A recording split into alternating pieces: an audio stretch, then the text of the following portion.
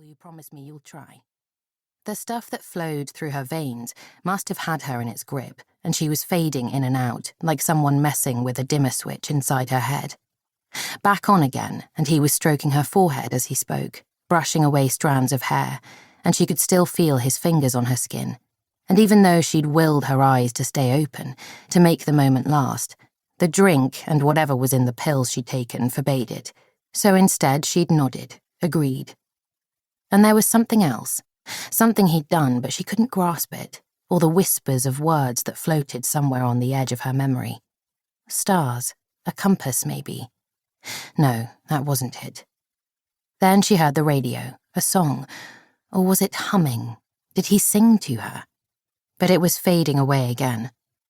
Keeping her eyes firmly closed, the black canvas of her lids provided the perfect backdrop to the dregs of memories from the previous night. She was determined to remember. They came and went like stolen glimpses from behind a veil, some in multicolour glory, while others were murky grey and blurred around the edges, like a contact sheet of overexposed images, out of focus and destined for the bin. The evening, her snapshot recollection of it, began at a party, somewhere in Berkshire, a huge event for charity. She didn't want to go, but her agent, Marvin, had talked the talk and persuaded her it was a good gig, easy money, and she'd have fun if she made the effort. He was wrong.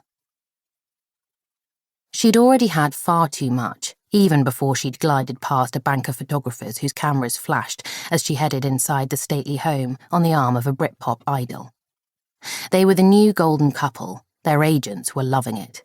She thought he was a pillock, so refused to smile for the birdie and told each photographer to get fucked, but only in her head. The only reason she'd turned up was because if she stayed in her hotel room, she'd have gone mad, overthinking and raging against the world and her mother. So, she'd worn the beautiful silver Armani dress and ridiculous shoes that her agent had couriered over, slapped on some makeup, then wiped it all off again, scraped back her white blonde hair into a ponytail, preferring the tortured, gaunt, spaced-out alien look she'd perfected. Spotting her reflection in a huge gilt mirror, she congratulated herself on nailing it, capitalizing on being off her face to a T. And no matter how badass she behaved, she would get away with it. She always did, because the Paps loved the moody mayor persona, the middle finger salute that would end up on the front page of The Sun.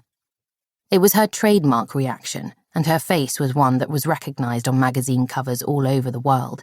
Only on this occasion, the expression was for real, not for sale. The glare from ice-blue eyes belied the white-hot fire that raged in her soul, anger reflected by the set of her jaw, which was making her face ache as she sucked in her temper, holding back the demons that prowled inside. She knew they would escape eventually. Just a matter of time, and she would pay for it the following morning when she had her head stuck down the toilet and Marvin called and told her to curb it. Again. While her date waved and postured, she looked straight ahead and cringed when she spotted the reporter from a celebrity magazine who had walked in and was on her way over.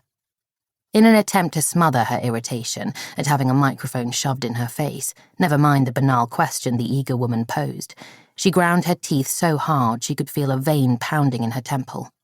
She needed a drink so badly. At functions like these, no expense was spared, so once they'd taken their seats, she'd be able to quench her thirst and ignore whatever knobheads were unlucky enough to be sat at her table. She was bad company at the best of times, as her mum would say. Tonight, she was on one. The reporter really couldn't take a hint and tried again to engage.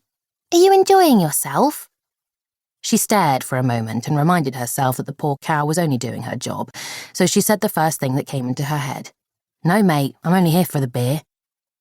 Before anyone had a chance to respond, she pulled her date away, and as her body relaxed, she allowed herself to laugh, but only on the inside.